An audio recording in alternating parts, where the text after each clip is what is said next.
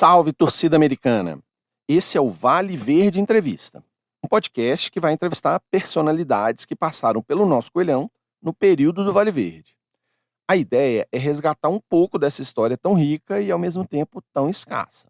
Hoje eu vou conversar com o Luiz Greco, que começou como preparador físico no América, lá na década de 80, mas teve muitas outras funções ao longo dos anos. Salve, Luiz! Queria que você começasse apresentando e nos contasse como começou sua relação com a América. Boa noite, Salviano, tudo bem? Sou Luiz Henrique Ribeiro Greco. Nos anos 80, quando iniciei minha carreira, Luiz Grego, com G. Mas eu mudei o meu último nome em função de aquisição de dupla cidadania italiana, porque o meu bisavô, quando chegou no Brasil, por um erro do cartório, colocaram Carmine Grego, e na verdade ele se chamava Carmine Greco. Então eu tive que alterar meu nome, né, para Greco, e aí primeiro foi meu pai que alterou, depois, né, consequentemente os filhos, e aí sim se tornou Luiz Greco, com C, né? Mas eu sou nascido em Belo Horizonte, em 23 de março de 62, sou nascido e criado aqui na Floresta, na região leste de Belo Horizonte, e morei muito perto da Alameda, do antigo estádio do América, e meu pai, quando veio de Lavras, já tinha uma torcida pelo América, né? Gostava do América, e então foi assim, dos filhos, né? Também veio a paixão pelo América em função do pai, né? E me lembrava bastante nos tempos de criança, com meus irmãos, íamos na Alameda assistir jogos do América, enfim, né? Então eu sou filho de uma família de americanos, né? Meus irmãos são americanos até hoje, enfim, né? Essa paixão pelo América aumentou cada vez mais quando eu, já na minha infância, adolescência, já pensava em trabalhar com futebol, né? E aí me formei em Educação Física pela UFMG em 1983, né?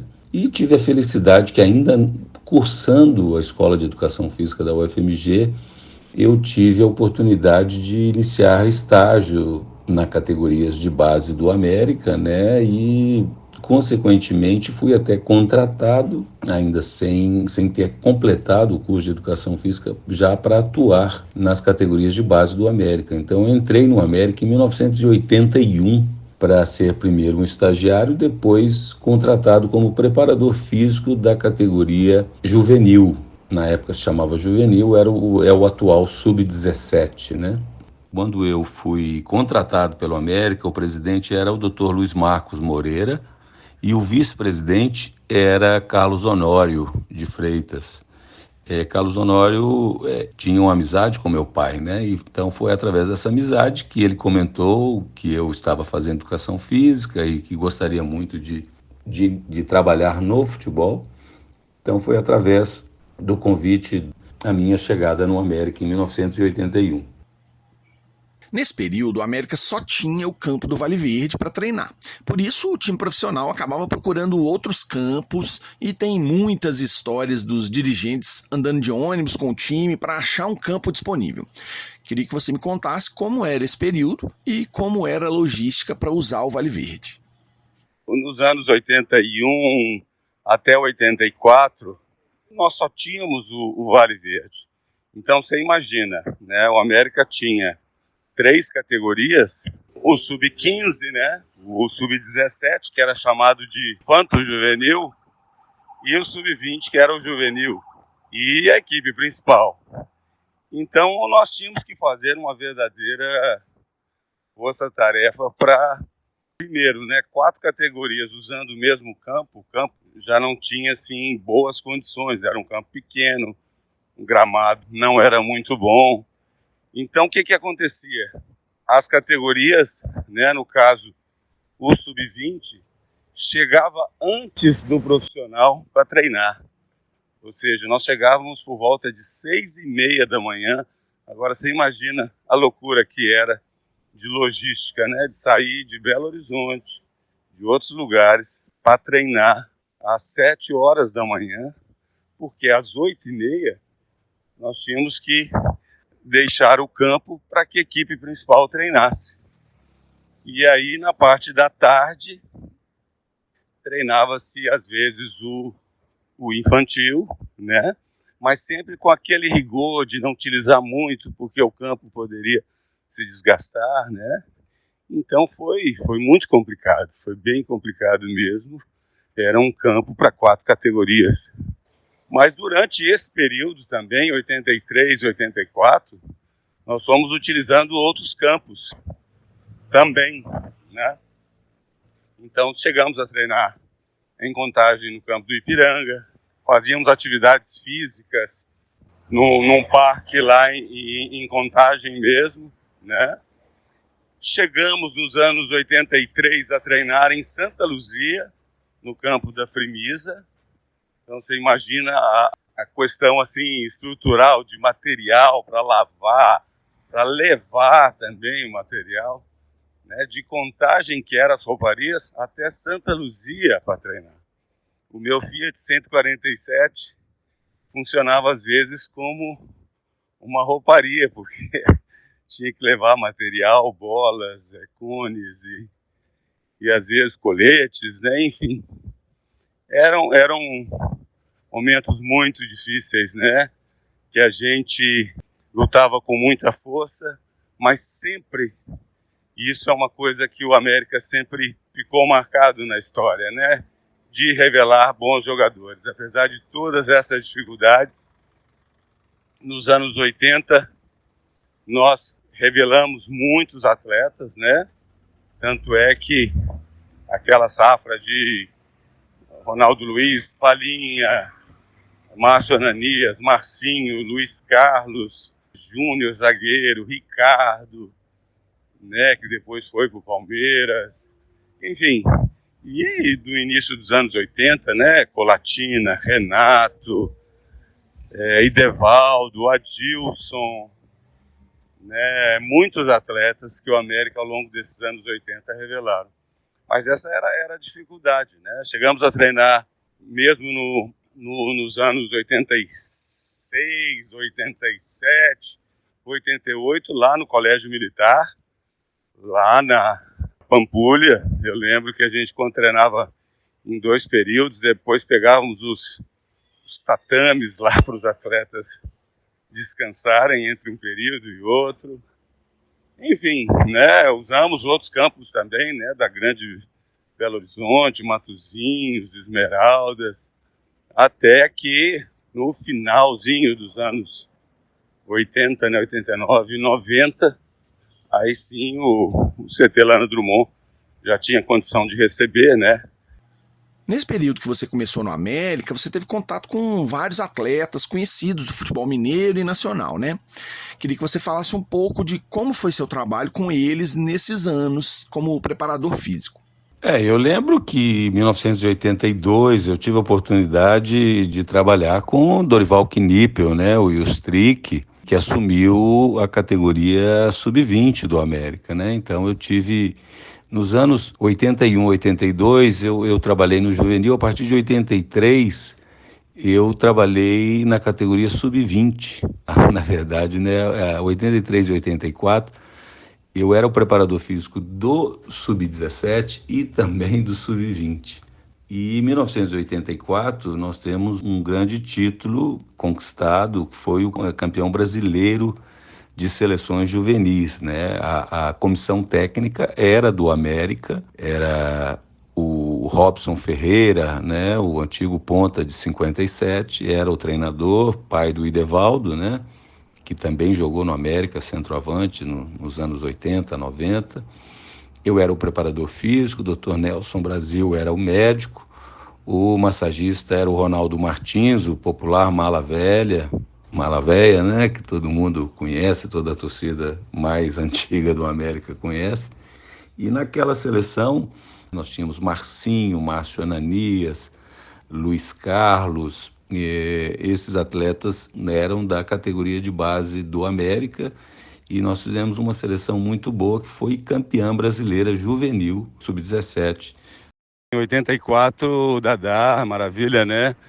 Ele veio e numa expectativa muito grande, né? Dadá, apesar de estar já num certo ocaso da carreira, né? Mas ele era mídia, né? Ele era uma pessoa muito carismática, sempre foi, né? E conseguiu alguns gols e tal, mas não tudo aquilo que a gente esperava. Tanto é que a passagem dele foi bem curta. Já em 85 ele já não estava, né? Eu me lembro bem de um jogo festivo em Taiobeiras, no norte de Minas. Ele foi um verdadeiro alvoroço na cidade, com a presença do Dadá entre os nossos atletas, né? E o ano de 85 foi também um ano muito especial, né? Eu era um dos preparadores físicos da equipe profissional e eu tive a alegria, o prazer muito grande de trabalhar com atletas que eram na época assim que já tinham feito uma história muito grande no futebol, né? O Vanderlei Eustáquio de Oliveira, o Palhinha, né? Ele estava terminando a carreira e iniciando a carreira como treinador, né? No ano de 85. O Marcelo Oliveira, né? Ex-atlético, que se tornou treinador também. Ele foi nosso atleta, né? Em 1985, né? Em 1986, nós tivemos a vinda de vários atletas do Atlético, né, emprestados, né? Nós tivemos Tita, nós tivemos o Heleno Camarão, né? Nós tivemos o Jorge Valença, né? O Toninho Carinha, né? Irmão do Getúlio, lateral direito, que jogou no Atlético muitos anos, foi campeão brasileiro em 77 pelo São Paulo. Então foi um ano também muito importante, né? Nós fizemos boas campanhas também. Outro atleta que era muito conhecido na época, né? E fez parte do nosso elenco de 88 foi o Jairo, né? O goleiro Jairo, o Jairão, que jogou no Coritiba, no Corinthians, né? Foi o nosso goleiro em 88, apesar de, na época, já com quase 40 anos, nos ajudou bastante, né? Era um nome de expressão conhecido, né? Mas final dos anos 88, 89 e 90, quando eu saí, realmente se investiu muito nas categorias de base, né? E os atletas, como a América não tinha realmente recursos para trazer atletas mais qualificados, né? Ou seja, de um maior investimento. E aí uma safra boa que depois jogou, inclusive na equipe principal, como Marcinho, Márcio Ananias, lembro de Raimundinho, que a gente trouxe do Fabril, Palhinha, né? Que tinha sido trazido do Santa Teresa, Ronaldo Luiz também, foi nessa época com Jair Bala era o treinador, eu era o preparador físico. Trouxemos o Ronaldo e foi uma grata surpresa, um atleta com potencial fantástico naquela época. Além de Euler, né, o filho do vento, foi nessa época também. O Jair o puxou da categoria sub-15 ainda, 16 anos me parece. Gutenberg, aquele volante também. Enfim, foram anos de apostar muito na base, muito em função da falta de um poder financeiro maior, né? Me conte mais sobre essa experiência com a seleção mineira que você participou em 84, Luiz. O ano de 84 foi um ano fantástico na minha carreira, né? Porque eu, com apenas 22 anos, você já se tornar campeão brasileiro juvenil, representando Minas Gerais. E depois ter sido convocado para uma seleção mineira de profissionais para um torneio na Malásia, e lá nós fomos vice-campeões. Jogamos a final contra a seleção da Coreia do Sul, que acabou sendo a campeã, e foi a base para os Jogos Olímpicos de Seul, né, em 88, 4 anos depois. E realmente, naqueles anos 84, você ainda tinha a CBF na época, né? Ela realizava os torneios de seleções estaduais sub-17 e sub-20. Tinha inclusive o patrocínio da Bandeirantes, da TV Bandeirantes. O presidente da federação era o Dr. Alci Álvares Nogueira, e ele convidou, na época, o diretor das categorias de base do América, Hugo César de Almeida Coelho, para ser o diretor dessas seleções no ano de 84. E aí ele, claro, né, confiando no trabalho da comissão técnica do América, que aí fui convocado o Robson Ferreira, o treinador, eu como preparador físico, o Dr. Nelson Brasil como médico, o massagista, o Ronaldo Martins, né, o popular Mala Véia. Então fomos campeões, vencendo a seleção do Rio de Janeiro, e naquela época nós tínhamos 4, 5 atletas do América, né? E outros atletas também do Atlético e também do Cruzeiro, né? Mas nós tínhamos 4 atletas: Marcinho, Márcio Ananias, Luiz Carlos Teixeira, né? O meia, e tínhamos o lateral esquerdo, agora me foge o nome, desculpe. E o campeonato da Malásia, em Kuala Lumpur, é um torneio que existe até hoje, é um dos torneios mais tradicionais da Ásia, chama-se Pesta Bola Merdeka, realizado todos os anos em Kuala Lumpur, capital da Malásia. E naquela época a Federação Mineira resolveu que os atletas profissionais seriam só de equipes do interior. Cruzeiro, Atlético e América não cederiam atletas. E aí fui nomeado o preparador físico da seleção. O treinador era o Marcos Viana, técnico do Nacional de Uberaba. O Dr. Fernando de Castro era o médico. O falecido Elmer Guilherme Ferreira, ele foi o chefe da delegação. Na época ele era o vice-presidente da Federação Mineira de Futebol. Além do Hugo César de Almeida Coelho, que foi também viajando pela seleção, né? Tínhamos vários atletas da Caldense, do Nacional, do Uberaba, do Valério. E um dos atletas que estavam nesse grupo veio, depois de 4 anos, se tornar campeão brasileiro pelo Bahia. Chamava-se Paulo Rodrigues, era um volante, foi conosco nessa viagem, né? Mas é uma seleção que nós treinamos lá na colônia de Sesc, lá em Venda Nova. Fizemos uma preparação e eu fui uma pessoa muito importante porque eu era o único da delegação que falava inglês, né? Com 22 anos eu já tinha um inglês fluente, já falava francês também. Foi, assim, modéstia à parte, importante, porque há 40 anos atrás, sem nenhum tipo assim, né, de aquelas dificuldades de traduzir, de tal, e foi uma viagem longa, né, foram quase 60 dias de viagem, e tem histórias pitorescas, né, tem uma história muito interessante, que na véspera da nossa semifinal, contra a seleção da China, eu recebo uma ligação no meu apartamento, no hotel, um hotel fantástico que todas as delegações estavam hospedadas. E aí recebo uma ligação dizendo que tinha uma pessoa querendo trazer um presente para a delegação do Brasil, da delegação de Minas Gerais.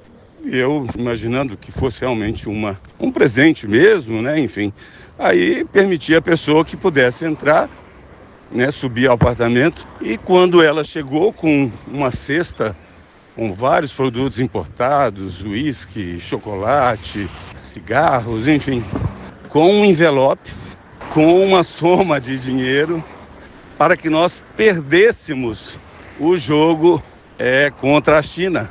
E isso aí foi uma loucura, né? Na hora, quando eu vejo aquele tanto de dinheiro e tal, eu falo, pelo amor de Deus, vou ligar para o lobby, para a recepção e dizer que estão tentando nos subornar, enfim, que chame a polícia.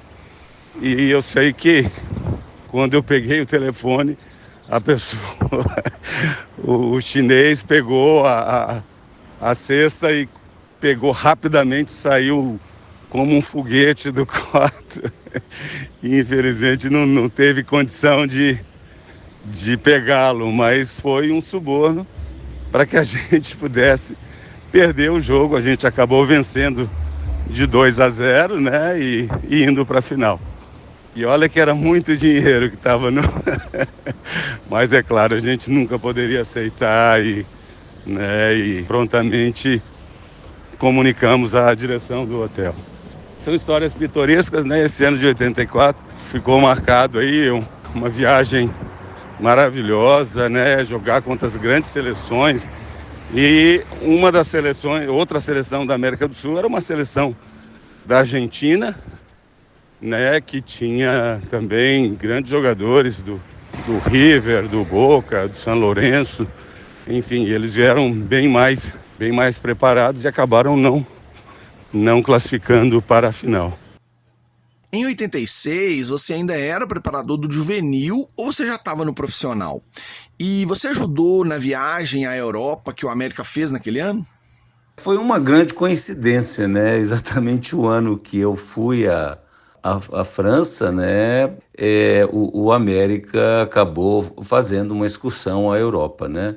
Em 1985, eu fui convidado para ser um dos preparadores físicos da categoria profissional do América. O preparador físico titular era Sidney Jairo, eu era o preparador físico auxiliar.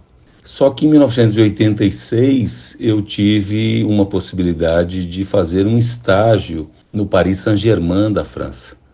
Então, durante o ano de 1986, eu fui morar na França, fui morar em Paris e lá eu tive a oportunidade de ficar quase um ano fazendo estágio na categorias de base e na equipe principal do Paris Saint-Germain, que na época, em 1986, era a base da seleção francesa que disputou aquela Copa do Mundo no México.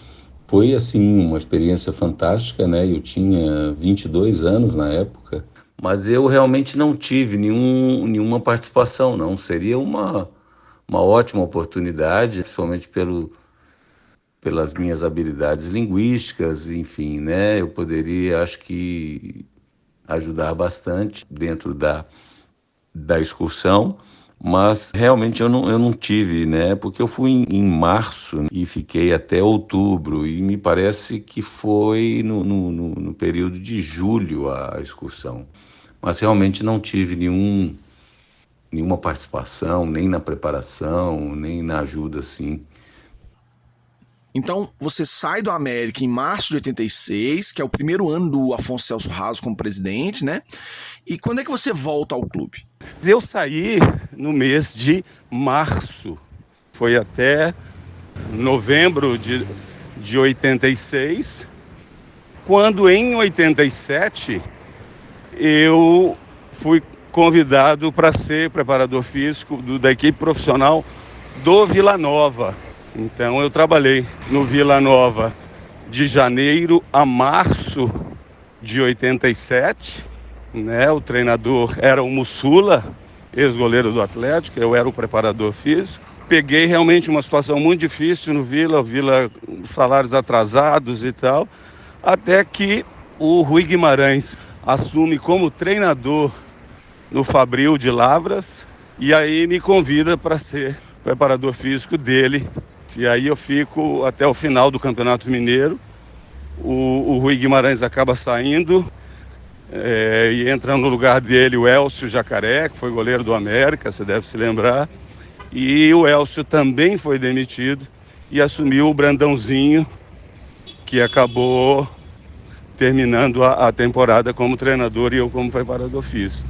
Isso foi em junho de 87. Em dezembro, com a vinda do Paulo Afonso Alves da Silva, Paulo Afonso era o vice-presidente de futebol, em 87. Aí ele me convida Jair Bala para ser o treinador, eu como preparador físico, e aí a gente assume final de 87 início de 88, a equipe profissional do América. E foi um período fantástico do América em termos de revelação de atletas, né? Nesse período, Euler, Filho do Vento, Gutenberg, e aí aqueles atletas que já tinham sido trabalhados por mim na categoria sub-17, Marcinho, Márcio Ananias, Luiz Carlos, né? Também vieram dessa safra, e aí trouxemos Palinha do Santa Teresa, né? Ronaldo Luiz também, que depois os dois jogaram no São Paulo, e aí fizemos uma equipe muito boa de talentos. Falando dessas revelações, o Palinha foi comprado do Santa Teresa ainda em 86, né? Por que ele demorou tanto para ser usado no profissional? E só com o Jair Bala que ele começou a ser mais aproveitado e mesmo assim não jogava sempre, né? O América demorou para aproveitá-lo, Luiz? Realmente ele precisava muito de um trabalho a nível físico, né? Ele sempre foi por isso o apelido, né, Palinha, né? De ser franzino, né? Ele não tinha uma boa complexão física.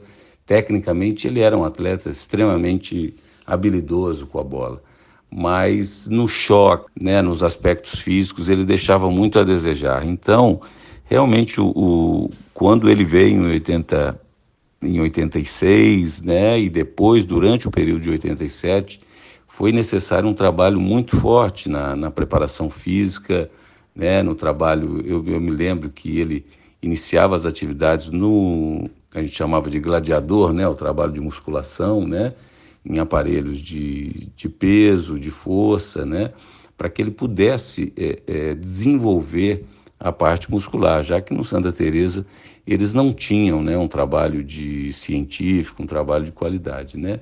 E em 88, quando ele é puxado com vários atletas, né, a gente já tinha um trabalho já feito em 87 e ele pôde suportar um pouco mais, né. Mas isso foi feito com vários atletas também daquela geração, né? Marcinho, Márcio Ananias, o Ronaldo Luiz, que depois veio também, né? Que precisava também de ganhar a massa muscular, né? Então, esses atletas, né, eram de muita qualidade técnica, mas fisicamente mereciam, né? Precisavam de ter um trabalho, né, de hipertrofia muscular, desenvolvimento muscular, para que pudesse exatamente serem mais competitivos, né, em termos de disputa de bola, de utilização do corpo para as entradas, para as disputas de bola, né? Mas foi isso. E em 88 ele não teve uma performance tão grande, né? Ele praticamente não foi titular em todas as partidas na campanha de 88, né? Ele foi variando, no meio tinha Raimundinho, tinha o próprio Luiz Carlos Soares, né? E ele foi aos poucos, já a partir de 89, depois 90, se destacando mais e mostrando todo o potencial. Há de se, assim, de enfatizar mesmo, né, a coragem nossa de investir em muitos atletas da base, né, de lançar esses atletas, né, porque realmente era a condição que a gente tinha, né, não tínhamos um orçamento que pudesse trazer atletas, né, mais qualificados, né. Eu lembro, como falei, o próprio Jairo, né, o goleiro que foi contratado, né, a gente trouxe o Paulinho, um lateral direito que tinha jogado no Vasco, tinha jogado mais no futebol carioca, né, era um atleta mais experiente, né, exatamente para mesclar com essa juventude, né. Mas então era coragem mesmo, e principalmente no início, final de 87, né, o Jair Bala dando todo esse apoio, essa motivação para esses atletas que estavam iniciando ali a carreira, né?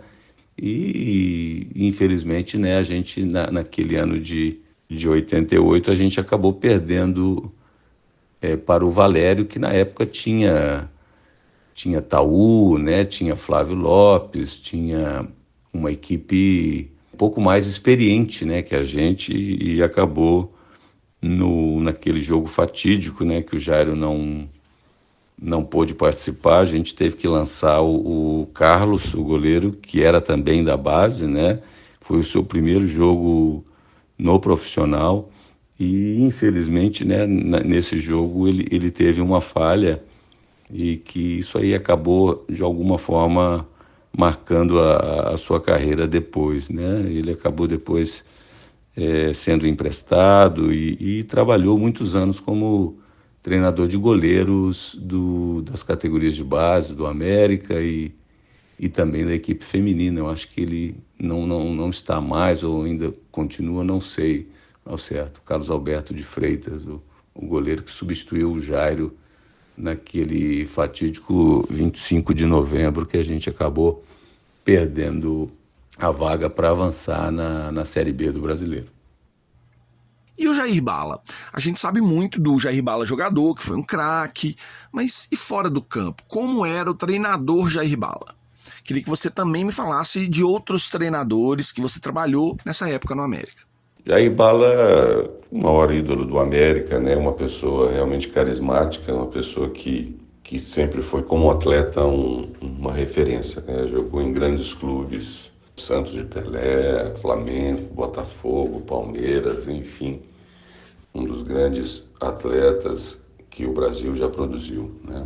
E ele como treinador, ele teve, talvez eu acho que o único título mais importante, que foi a subida quando ele era treinador do Londrina em 1980 na Série B.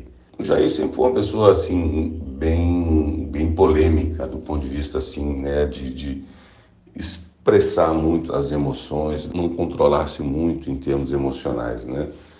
Ele era um treinador sempre que tinha muitos atritos com a arbitragem e era uma pessoa nesse aspecto emocional bem difícil, né?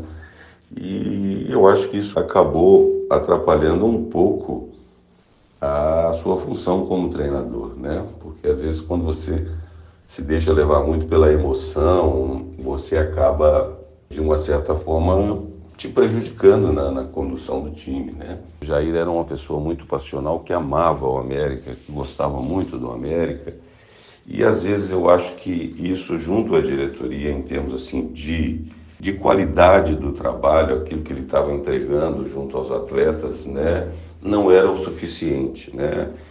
Então o que a gente sentia era isso, o amor muito grande pelo clube, aquela vontade de realmente dar o máximo ao clube, o carinho que ele tinha pelos atletas, principalmente da base, né? A atenção, o apoio irrestrito que ele dava, né?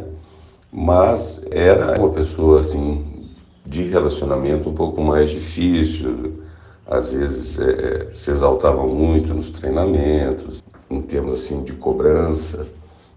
Acredito que essa questão mais emocional, de controle emocional, tem afetado um pouco o seu trabalho, né? Apesar dele ter trabalhado em outros clubes depois, né? No interior de Minas, trabalhou em várias equipes. Mas eu acho que o ponto sempre principal foi esse, de uma certa falta de controle nas emoções e atritos, às vezes, um pouco desnecessários, né? Então a gente, às vezes, trabalhando com ele, sempre buscava tentar harmonizar nesse sentido, né? De não criar muitos atritos com os próprios atletas, né? Mas era uma pessoa muito companheira, muito honesta, que se dedicava bastante ao clube, à equipe, e foi realmente responsável por dar as oportunidades, né, para apoiar bastante os atletas, principalmente aqueles que vinham das categorias de base. Com relação aos treinadores, eu trabalhei, né, antes de ir para a França com Paulinho de Almeida. Era um treinador né, da escola gaúcha que usava muito da disciplina, da questão tática. Ele cobrava muito isso, posicionamento, né, filosofia de jogo um pouco mais defensiva, né, dando muita ênfase ao aspecto defensivo e acabou não ficando muito tempo, né? Em 87, com Maurício Magalhães. Eu me lembro dele. O Maurício é formado em Educação Física, né? Fez um bom trabalho na categoria de base do América, na categoria Sub-20, e teve essa oportunidade, mas infelizmente não teve boa sequência em termos de resultados, né? Até que veio o Jair Bala. E, para mim, uma das pessoas que mais aprendi no futebol foi o Otton Valentim. Você vê, nos anos 80 ele já tinha certos tipos de treinamentos que realmente eram muito, mas muito diferentes da época que eu trabalhei. Então, eu aprendi muito a questão, detalhes de treinamento, da parte técnica, posicionamento do corpo para receber a bola, né, movimentação dos atletas, as transições defensivas, ofensivas. Era um estudioso do futebol, né, uma pessoa que infelizmente ficou muitos anos no exterior, no mundo árabe, e não teve reais chances de mostrar todo o futebol, né, o conhecimento que ele teve dentro do Brasil. Mas um treinador muito inteligente, estrategista e que tinha uma qualidade de trabalho muito boa. Em 89, cheguei a trabalhar com o João Francisco, né? Era um treinador também formado em Educação Física. Ele tinha realmente bom conceito, boa filosofia de treinamento também. E depois de João Francisco, o último treinador que eu me lembre, né, final de 89, segunda metade de 89, foi Carlos Roberto, que era um ex-volante do Botafogo, do cérebro Botafogo, de Jairzinho, de Paulo César Caju, né, de Manga, né, aquele grande Botafogo. Também um treinador que tinha bons conceitos, né, mas era aquele técnico menos estrategista, um técnico mais prático. Ele não era tão estrategista e tão detalhista como foi Otton Valentim em 88. Você falou que saiu do América em 1990. O que aconteceu para você sair naquele momento? Já estava bons anos no clube, né, quase 8, 9 anos no clube, depois da minha saída, né, em 86. E quando você começa a ficar muito tempo no clube e não se sente muito valorizado em termos profissionais, né? E a gente sabe que nessa época o América realmente tinha muitas dificuldades a nível financeiro, né? De oferecer salários bem atraentes, né? E com condição assim de que você tivesse toda a tranquilidade para exercer o seu trabalho, né? A gente sabia que realmente o nível de salarial que o América tinha na época era inferior a Cruzeiro e Atlético. Ao mesmo tempo, eu recebi uma proposta muito, mas muito interessante. Era praticamente o dobro daquilo que eu recebia no América, para trabalhar com esporte especializado, com futebol de salão, com futsal. E o dono do projeto, né, a pessoa me conhecia, né, já de muitos anos, né, formamos juntos em Educação Física, e ele sempre me ligando, querendo, pensando em que eu pudesse trabalhar com ele nesse projeto. E aí realmente o que aconteceu foi isso, né, da proposta profissional ser bem maior do que eu tinha no América na época. Já um desgaste, né, de muitos anos já de futebol, quando você sabe como é a vida do futebol, né, de viagens, de concentrações, né, que você fica realmente fora do convívio familiar, né, em função das atividades. E o que eu tinha à frente em termos de proposta era em Belo Horizonte, né, de ficar mais próximo da minha família. Eu tinha me casado em 88, ou seja, 1 ano e meio, quase 2 anos de casado, né? Minha esposa estava grávida. Então, o que me levou a sair foi isso, né? Realmente uma valorização profissional bem maior que eu teria e a oportunidade de ficar mais próximo da família. Aí você só volta ao América em 97, não é isso?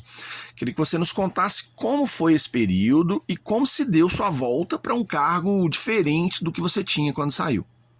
Nesse período, em 94, eu trabalhei como treinador no Caribe, na ilha de Grenada.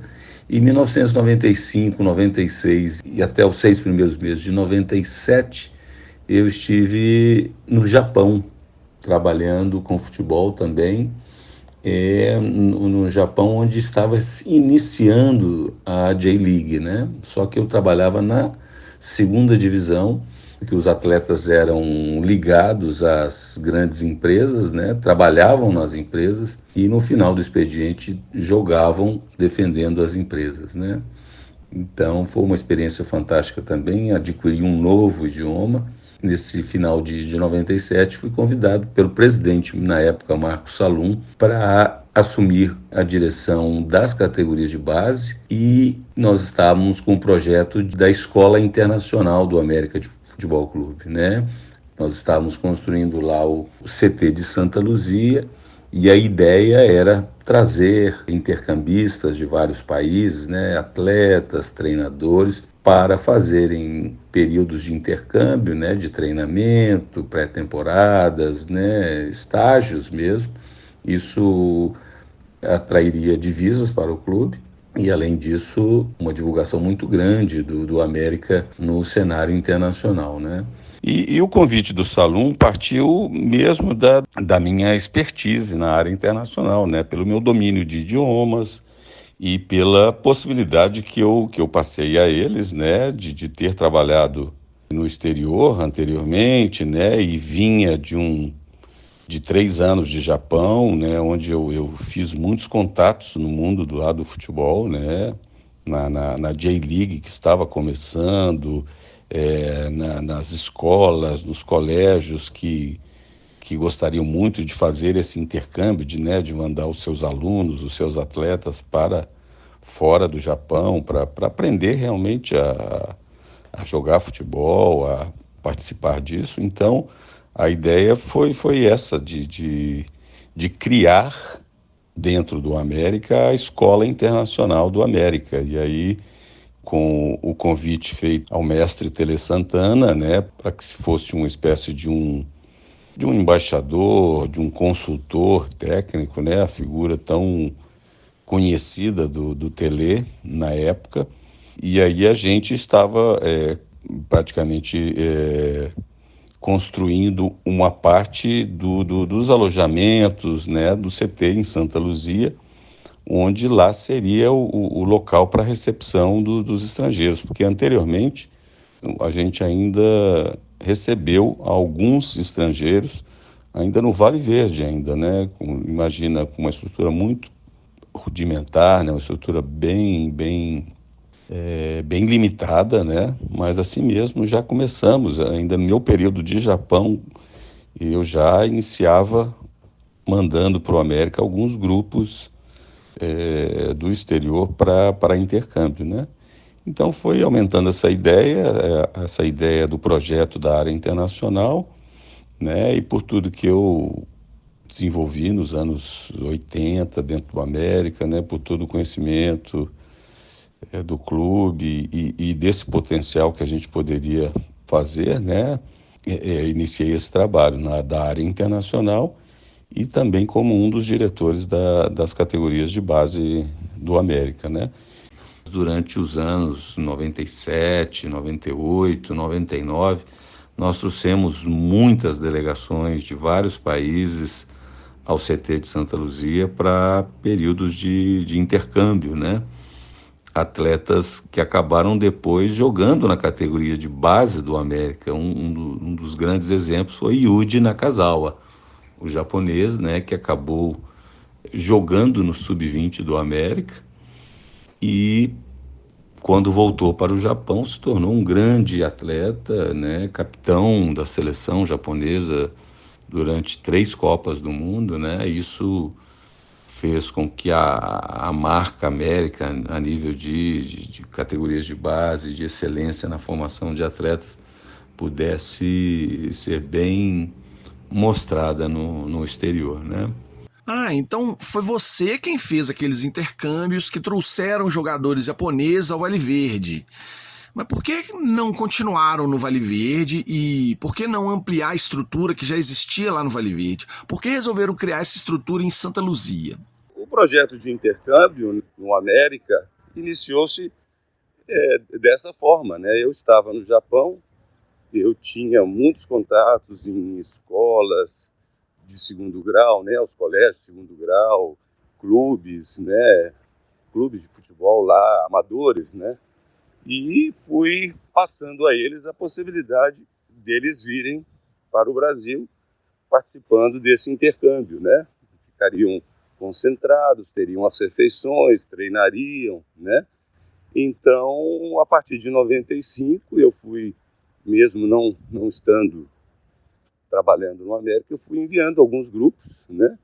E um dos atletas que veio acabou se tornando um dos maiores atletas do futebol japonês, que chama-se Yuji Nakazawa. Disputou 3 Copas do Mundo, foi capitão da seleção japonesa. E quando veio em 95, ele mostrou tanta qualidade que o América o registrou para jogar na categoria sub-20. Eu me lembro bem que ele participou do Campeonato Mineiro daquele ano e acabou não indo para a Copa São Paulo. O América acabou sendo campeão, né? Mas com atletas que eram da época dele. Ele acabou sentindo muita saudade do Japão e acabou retornando. Ele tinha a possibilidade, o América oferecer um contrato profissional para ele, mas a saudade bateu forte, ele acabou indo. E o América, a partir daí, se tornou uma grande referência em termos de projetos de intercâmbio internacional, né? O Vale Verde tinha acomodações muito precárias, né? Não tinha uma boa estrutura de hospedagem, eram quartos pequenos que ficava na parte de cima da entrada principal. Você vê que a gente tinha que fazer verdadeiras loucuras para poder receber grupos do exterior, né? Utilizávamos outros quartos maiores lá, com beliches, enfim, porque a estrutura não era boa, né? E não tinha capacidade assim de crescimento, porque você tinha um campo e tinha mais 3 quadras poliesportivas apenas, né? O terreno, você não tinha condição de crescer, de fazer mais campos, né? De fazer uma hospedagem melhor, mesmo o espaço que era oferecido para as refeições no Vale Verde, ao lado de uma piscina e tal, era precário, era pequeno, não tinha espaço, né? Realmente para receber delegações e mesmo para as categorias de base, né? E com a compra do CT de Santa Luzia, aí sim nós pudemos levar todas as categorias de base, né? O sub-15, o sub-17, o sub-20, e também tivemos espaço para receber os intercambistas, né? Nós tínhamos 3 pavilhões de hospedagem e um deles sempre era reservado para os intercambistas quando vinham, principalmente nos períodos de férias deles, né? E aqueles atletas também que vinham para um período maior de intercâmbio, né? Entre 97 até 2004, nós recebemos uma quantidade muito grande, foram, né, atletas e treinadores de 12 países participando desses programas de intercâmbio. E, lamentavelmente, após a minha saída, né, a partir de 2005, o América não continuou esse trabalho. E aí eu fui, a partir de 2005, desenvolver esse trabalho no Cruzeiro, né? E em 99 o América faz a parceria com o Feyenoord, né? Foi você que conseguiu viabilizar essa parceria? Eu não participei da busca pelo possível parceiro internacional. Na verdade, foi Salum, que foi a Europa. Eu me lembro bem que alguns agentes ajudaram muito nessa visita a vários clubes, né? E aí eu posso citar o nome do Indalécio Vilas, que é um brasileiro radicado em Petrópolis, que era um agente de futebol que ajudou nessa viagem, participou também desses contatos na Europa. Hans Koret, que é um holandês que fala português que também foi importantíssimo, os dois, né, que eram sócios na época, juntamente com o René Santana, filho do Tele Santana, né, e que ajudaram bastante nessa visita a vários clubes europeus, e particularmente ao Feyenoord. Houve esse trabalho desses agentes que eu citei, tanto é que eles seriam, na verdade, os agentes credenciados dentro da parceria para trabalharem com os futuros atletas que pudessem ir do América para o Feyenoord da Holanda. E que isso, infelizmente, acabou não acontecendo, porque já naquela época iniciavam, né, os primeiros agentes de futebol e aí não se havia um acerto entre os agentes oficiais e os agentes dos atletas. Eu posso citar o exemplo do Fred, né, o Fred que jogou no América, Cruzeiro, Atlético. O Fred tinha o irmão, o Rodrigo, que era o seu agente, e que fizeram tudo para não aceitar a proposta do que o Feyenoord fez na época e não se associarem aos agentes oficiais da parceria, enfim. Essa foi a questão. Mas eu não participei da busca pelo parceiro europeu, né? Eu fiquei no Brasil e tal, foram vários contatos lá, sempre liderados pelo presidente Marcos Salum, até que definiu-se pelo Feyenoord. E aí sim, no final de 98, início de 99, a gente trabalhou ativamente, primeiro na criação do plano de negócio, no business plan, para que durante os próximos 5 anos, né, todo um projeto fosse apresentado ao Feyenoord e assim assinado a parceria que durou exatamente 5 anos, né, de 1999 até 2004. Então, qual que era a sua função dentro dessa parceria com o Feyenoord? Também queria que você detalhasse melhor como foram esses 5 anos da parceria. Eu era o ponto de ligação entre a diretoria do América com o clube holandês, né? Os relatórios, né? Todos os contatos com toda a direção, não só administrativa, mas a direção técnica do Feyenoord, né? A ida de atletas do América para períodos de avaliação na Holanda, né? A participação das categorias de base do América em torneios internacionais. Eu estava sempre presente com esse trabalho. Todas as solicitações, todas as demandas, né, eram primeiro recebidas por mim e aí passadas ao presidente Marcos Salum, a toda a diretoria, né. Eu era responsável por todos os relatórios técnicos de todas as categorias de base do América, ou seja, desde lá do sub-10 até o sub-20, eram feitos relatórios mensais com a performance de cada atleta, tudo aquilo que ele tinha jogado, campeonatos participados, quem se destacou, como foi a performance, não só da parte técnica, né, do desenvolvimento de todos os atletas, mas também do ponto de vista contábil, ou seja, né, os 500 mil dólares que eram aplicados anualmente no América precisavam ser contabilizados e todas essas despesas precisavam ser investidas e usadas, né, gastas nas categorias de base do América, né? Então foram feitas melhorias, né, no CT em Santa Luzia,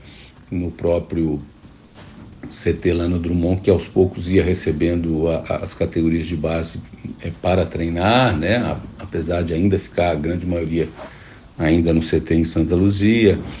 Viagens internacionais, né? Eu era sempre o chefe da delegação das categorias que viajavam ao exterior, né? O torneio do Feyenoord, o Feyenoord Youth Tournament, no estádio da Equipe, em Roterdã, que nós fomos por 2 vezes, né, sendo vice em uma e campeão na outra. Eu era o chefe da delegação.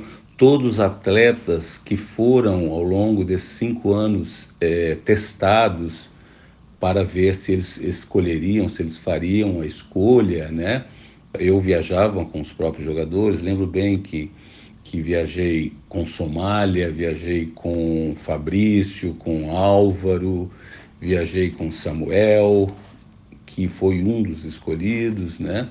Só que na parceria, né, existiam atletas que estavam fora da escolha, que caso o Feyenoord tivesse interesse em escolher, eles teriam que pagar US$ 1 milhão a mais do valor já fixo da parceria para que pudessem ter o atleta, né? Então, Somália foi o primeiro escolhido por eles e o América recebeu US$ 1 milhão a mais pela contratação, né?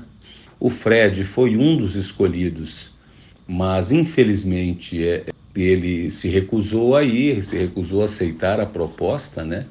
Então o Feyenoord ficou com a escolha do Fred, mas não pôde exercê-la exatamente por causa disso, porque o atleta não aceitava as condições de contrato oferecidas. E eu me lembro que era uma verdadeira fábula na época. Mas o irmão e ele se fecharam e não aceitaram a proposta, né? E o América continuou com o atleta, né? Mas sendo que os percentuais, né, os direitos econômicos, ficariam até o 5º ano da parceria em 10% do América e 90% para o Feyenoord, né? E aí foram muito habilidosos os irmãos Perrella, né? Conseguiram convencer o Feyenoord que o Gerson Magrão era um jogador mais importante ou mais valioso, né? Que o Fred, e fizeram essa troca, né? Mas não, assim, houve desde o início por parte, né, nossa, da diretoria e tal, um empenho muito grande para que o Fred aceitasse, porque nos 5 anos, né, era a partir do primeiro ano da escolha, 50% seriam para cada clube, América e Feyenoord. Segundo ano, 40%. Terceiro ano, 30%. Quarto ano, 20%. E quinto ano, 10%. Né? Então, a partir dessa negociação que o Cruzeiro fez com o Feyenoord, né? E o América praticamente não recebeu nada do Fred, né? Você vê que o Cruzeiro depois trabalhou por cerca de acho que um ano e pouco com ele e vendeu na época por 6 ou 7 milhões de euros para o Olympique Lyon, né? E outros atletas, né, que foram escolhidos da parceria, né? O Somália, que teve uma campanha muito grande no primeiro ano na Liga dos Campeões, fez o gol da classificação para a fase de grupos da Champions League, mas depois foi, aos poucos, não manteve um ótimo rendimento, né? E acabou depois sendo negociado pelo Feyenoord, né? Outros atletas, né? Eles escolheram um meia que se chamava Samuel. Esse atleta foi para a Holanda, mas infelizmente também não teve uma sequência boa, chegou a jogar nas equipes satélites do Feyenoord, no Excelsior de Roterdã, foi emprestado para a Bélgica, mas também não teve uma sequência, né? Um outro atleta também, né, é importante citar também, que não fazia parte da escolha do Feyenoord, chamava-se Alessandro. O Alessandro era um atleta também que o Feyenoord, se porventura escolhesse, teria que realmente pagar um valor extra também, né? E na verdade, o Feyenoord acabou não escolhendo os outros 3 atletas, né? O dinheiro foi investido e por uma série assim de falhas, a meu ver, assim, no sentido de um melhor critério na escolha de atletas, porque naquela época, como eu citei, nós tínhamos Fabrício, o meia esquerda, o canhoto, que era um grande jogador, que foi para um período de de avaliação lá, junto com o Álvaro, né? O Álvaro era um centroavante, que também você vai se lembrar. Não foi o escolhido, né? E nós tínhamos outros grandes atletas na base na época que poderiam ser escolhidos, né? Apesar de toda os meus relatórios e as minhas conversas com os diretores técnicos na época, né? Nós tivemos naquela época primeiro Robert Baan, um holandês que era o diretor técnico, e também depois Mark Vogt, que foi o segundo diretor técnico depois que o Robert Baan saiu. E apesar de todas as minhas referências aos atletas, né, eles infelizmente não souberam, vamos dizer assim, escolher aqueles atletas que poderiam com certeza render frutos futuros, não só ao Feyenoord, como o próprio América também, nas cláusulas de futuras transferências, né? Eu esqueci de te falar, Salviano, que um dos outros atletas que foram escolhidos pela parceria foi o Jajá, que era um meia de Juiz de Fora, que canhoto, habilidoso, foi um dos escolhidos pela parceria, né? Mas também, infelizmente, não teve uma sequência boa na Europa, né? E acabou também sendo emprestado para a Bélgica e acabou depois voltando ao Brasil. Ou seja, uma parceria que, do ponto de vista técnico, né, acabou não rendendo bons frutos exatamente por causa disso, sabe? Assim, por um critério mais apurado, por uma avaliação mais rigorosa na escolha desses atletas que pudessem ser escolhidos, né? Realmente o América tinha ótimos valores, tinha grupos, né, no sub-15, no sub-17 e também no sub-20 que acabaram depois chegando à equipe profissional do América, mas que infelizmente, né, e aí os critérios de análise, de avaliação de todo o corpo técnico do Feyenoord, né, deixaram a desejar nesse aspecto, né, apesar da minha orientação, das minhas sugestões, né, enfim. Então, os atletas, né, escolhidos foram o Somália, que estava fora da parceria, que teriam que ser pago 1 milhão a mais, o Fred, né, o Samuel, que era um meia também, que não chegou a jogar na equipe principal do Feyenoord, só nas equipes satellite e aspirantes, né? E também o Jajá também, que chegou também a jogar no Sub-23 lá dele, os aspirantes, mas não chegou a jogar na equipe principal do Feyenoord. Pelo que eu entendi, a parceria era uma forma do América conseguir visibilidade, né, europeia para que seus atletas pudessem ser vendidos posteriormente, tá certo? Então, você diria que nesse sentido ficou aquém do esperado? O objetivo era que nós trabalhássemos bem os atletas, né, dando todas as condições, envolvendo todo o potencial deles, e que esses atletas pudessem ser escolhidos pelo Feyenoord e, nesse período de 5 anos, né, os parceiros, né, os dois clubes, ganharem com uma possível revenda. O Feyenoord sempre foi um clube, junto com o Ajax, né, os dois maiores clubes da Holanda. O Feyenoord sempre teve uma tradição muito grande de revelar atletas de categorias de base, e eles, com a visão do presidente na época, o objetivo deles era criar essas parcerias internacionais. Tanto é que eles tinham também, em Gana, uma parceria onde os atletas de Gana que se desenvolviam lá no país eram enviados para Roterdã para períodos de avaliação também, visando serem atletas do Feyenoord no futuro, né? Então o que aconteceu foi isso, né? Eu era o responsável pelos relatórios técnicos, eu fazia todo o acompanhamento dos atletas desde o sub-10 até o sub-20, né? relatórios bem detalhados, com toda a performance, números, estatísticas e tal, mas caberia a eles fazerem as escolhas melhores, né? E isso, lamentavelmente, não aconteceu, apesar das minhas orientações. Você vê quantos bons atletas nós tivemos nesse período, né? O Alessandro era um deles. O Alessandro era um atleta que, se eles escolhessem, ele estava fora da parceria, mas se eles escolhessem, poderia reverter em bons recursos em anos seguintes, né? Nós tínhamos o Álvaro, que depois acabou indo para a Suécia, onde fez carreira na Suécia e depois na Dinamarca.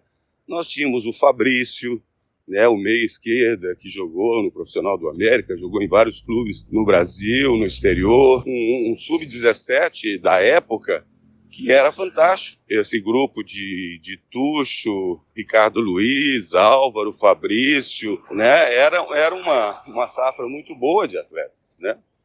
Mas a decisão era deles, né? Eles mandavam os scouts deles, o diretor técnico da base deles. Em 2000, o Feyenoord veio participar da Copa Belo Horizonte de Futebol Júnior, e um dos atletas do Feyenoord na época era o Robin Van Persie, que jogou em Belo Horizonte, né? Isso aí é uma coisa também bem interessante que você pode divulgar, né? Então foi feito, sabe? E os atletas foram para lá, eram avaliados, né? Mas os critérios de avaliação, né, eram só deles, né? Eles tinham lá toda uma filosofia de escolha, de critérios, né? E a gente, claro, respeitava, não poderíamos nunca exigir que eles fizessem a escolha, né? Teria que sair por parte deles. E houve também uma mudança, né, na direção técnica na época, né? E, no meu entender, uma mudança não tão boa, porque Robert Bahn era um ótimo diretor técnico, era uma pessoa que gostava muito do futebol brasileiro. A gente já tinha um bom relacionamento nos 2 primeiros anos da parceria, mas ele lamentavelmente saiu, e o seu sucessor, Mark Watt, não se empenhou assim de forma, vamos dizer assim, com muito esforço para a parceria, sabe? Então a gente via assim uma diferença muito grande a partir do 3º ano da parceria com o Mark Watt como diretor técnico. Mas aí acabaram fazendo algumas escolhas que, lamentavelmente, não conseguiram se firmar tanto no Feyenoord, pois acabaram jogando nas equipes satélites deles, a equipe sub-23, né? E, lamentavelmente, né, a questão da parceria, em termos assim financeiros, né, deixou a desejar. Mas eu acho que foi uma experiência fantástica para todos aqueles que participaram, né? O clube deu um grande reconhecimento, né, a nível nacional e internacional. O América foi destaque na imprensa holandesa por 5 anos, né? E sempre divulgando, né? Participamos de vários torneios, né? Foram 2 anos na Holanda, como eu te falei, fomos campeões em um ano e vice no outro. Levamos a categoria sub-15 à África do Sul, um torneio com os parceiros do Feyenoord na África do Sul.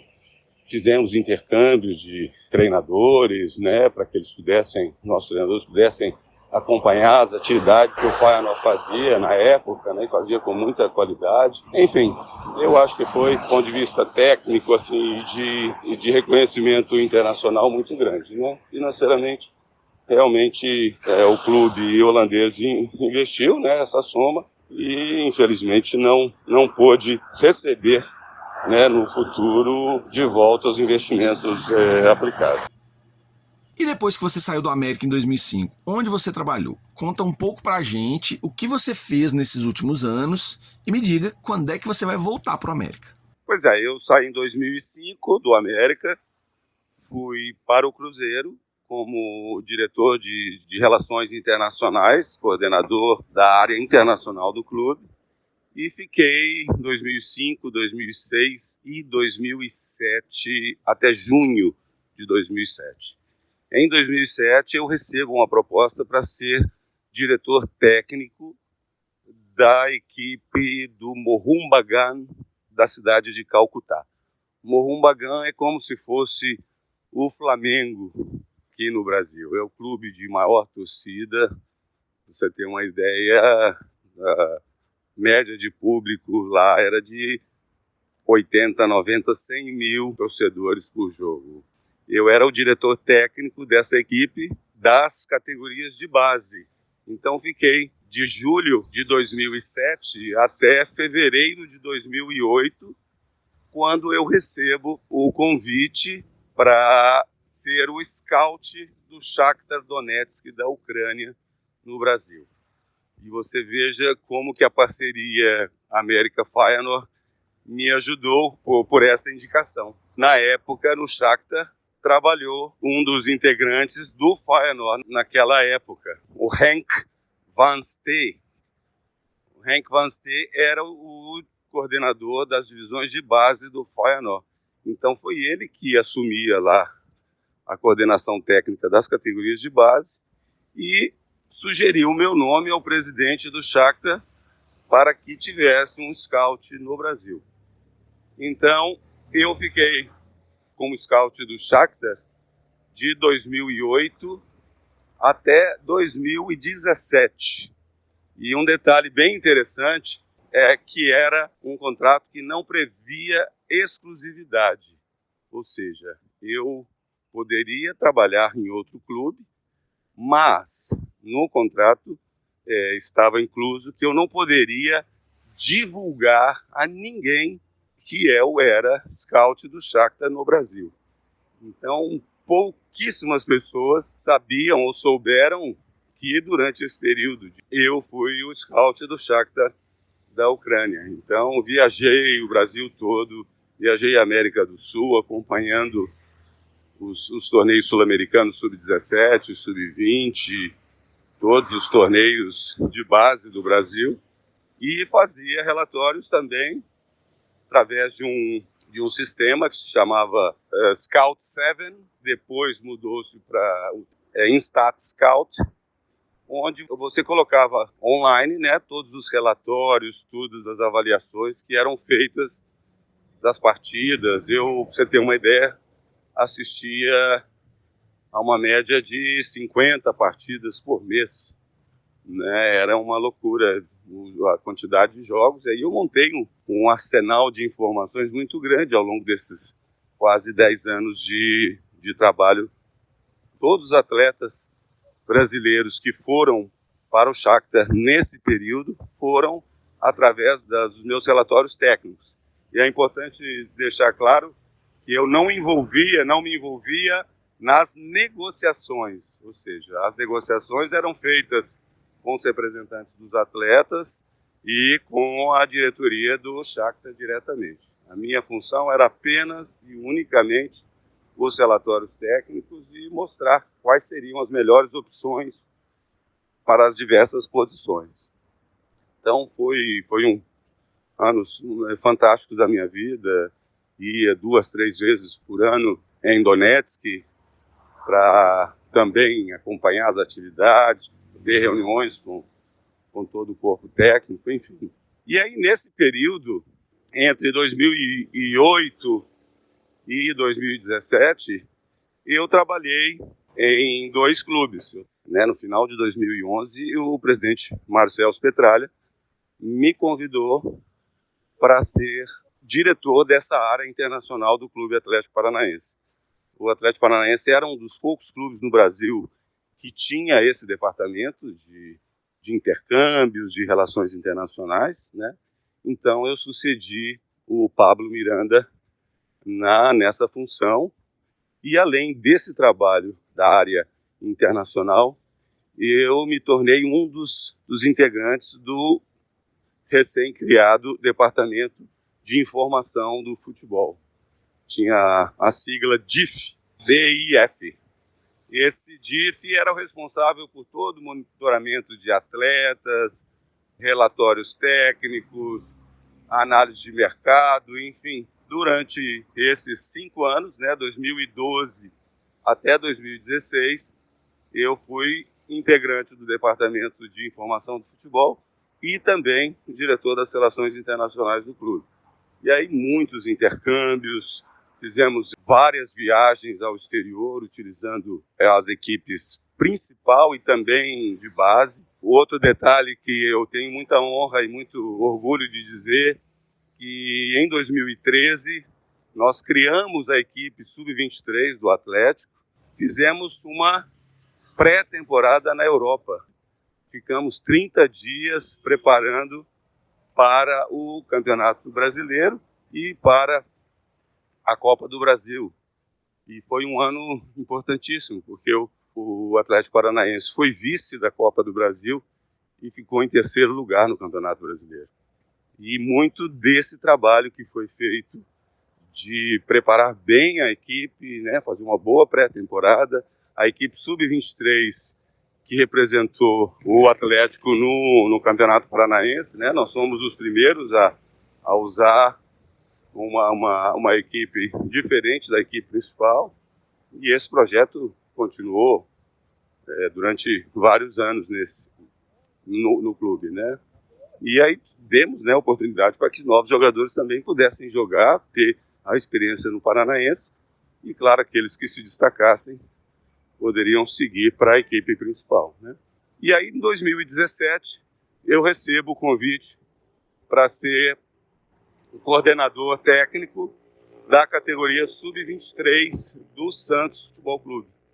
E aí fomos, como coordenador técnico, nós conseguimos o vice-campeonato brasileiro de aspirantes, né, numa final contra o Internacional. Eles acabaram sendo os campeões, nós os vice. E aí, em 2018, eu volto novamente ao Atlético Paranaense. O presidente Marcelo Petralha me convoca novamente, e aí eu vou como diretor de negócios do clube, diretor de mercado e de negócios do clube. Em 2019, eu vou para talvez uma das partes mais difíceis da minha carreira de 43 anos, que foi assumir a direção de negócios do Figueirense Futebol Clube. O Figueirense, na época, ele tinha passado o departamento de futebol para uma empresa, chamava-se Elephant, do senhor Cláudio Honigman. Esse Cláudio, infelizmente, ele fez muitas coisas erradas e acabando com aquele fatídico WO, pois os atletas estavam sem receber há praticamente 3 meses, né, e se negaram a jogar naquele jogo da Série B de 2019 contra o Cuiabá, lá em Cuiabá. Foi uma passagem muito triste na minha história. Peguei realmente uma pessoa inescrupulosa, uma pessoa que só destruiu o clube, um clube tão histórico, tão centenário como é o Figueirense, né, de uma torcida fanática. Mas, graças a Deus, o Conselho Deliberativo, né, acabaram anulando a parceria e, inclusive, colocando um processo contra esse senhor. Mas aí, na época, eu acabei saindo junto com o professor Antônio Lopes, era o diretor técnico, né? Eu era, junto com ele, os 2 diretores do clube. Na época, também o treinador era o Vinícius Eutrópio, que tinha sido meu atleta nos tempos de América, né? E Evandro Guimarães, que hoje me parece que continua no América, trabalhando na base, era o seu auxiliar técnico, né? Mas uma passagem muito triste.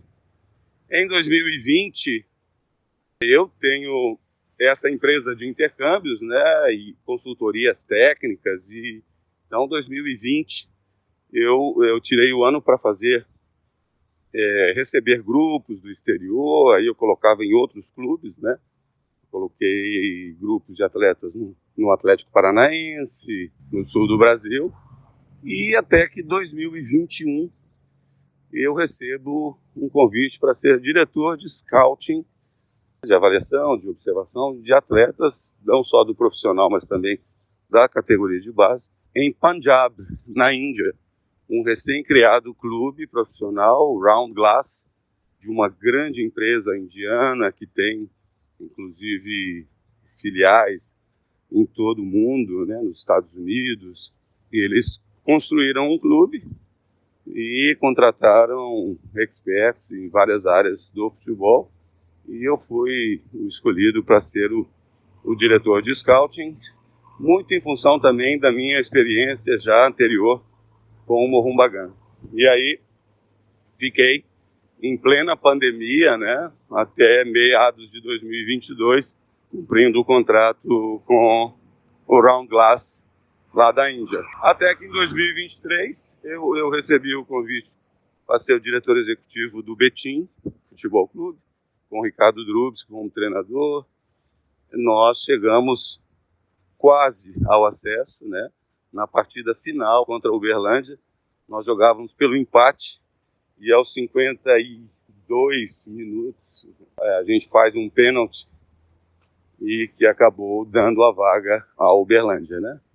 E quis o destino, né, que eu voltasse em 2024, agora num novo clube do módulo 2, o Aimorés, para que a gente pudesse, graças a Deus, alcançar o objetivo, que era o acesso, né, um clube de 98 anos de existência, prestes a completar o seu centenário, e é a primeira vez que eles vão disputar o módulo 1 em toda a sua história. Então, motivo de muito orgulho, um trabalho extremamente gratificante que foi feito aqui, né, com muita intensidade, com um trio gestor formado pelo Denis, Wellington Paulo, 2 ex-atletas do América, e o Mancini também jogou no América, né? Então, me convidaram, porque o sistema de gestão no Aimorés eles têm o presidente, os vice-presidentes, todos voluntários, né? E esse trio gestor que trabalham em conjunto com a diretoria na gestão do clube. E para dizer, claro, eu tenho muita vontade de voltar ao clube, né? O América é um clube que eu tenho um carinho, uma gratidão, porque comecei minha carreira, como te falei, tenho laços familiares, né? Ao longo desses últimos anos, já tivemos algumas reuniões com o presidente Salum, com o Euler, mas acabamos não chegando a um acordo, né? Mas eu alimento essa esperança. Eu acho que eu posso, ao longo de todos esses 43 anos de dedicação, de profissionalismo, eu ainda posso oferecer muito ao clube. Eu acho que seria uma alegria muito grande se eu pudesse ser convidado novamente, né? Mas, claro, respeito todos os integrantes que estão lá, né? Mas essa esperança, ela está comigo e quem sabe, num futuro a gente possa servir novamente ao América, né? Valeu demais pela entrevista, Luiz. É grato à América aqueles que engrandecem seu pavilhão. Te agradeço de coração por essa oportunidade, viu? Tenho passado assim dias ótimos, relembrando todos os momentos, né, com as suas perguntas, todos os momentos que eu vivi no América, e dá uma nostalgia, uma alegria muito grande, né, de ter passado por todo esse período, ter dedicado sempre ao clube com muito profissionalismo, né, e saber que o América hoje está num patamar muito maior, né, uma excelência em estrutura, com o clube galgando cada vez mais ótimos resultados nas competições. Então é isso aí, tá? Estou à disposição, caso você precise de mais informações, é só ligar, só mandar as mensagens, tá bom? Um forte abraço, uma ótima semana para você.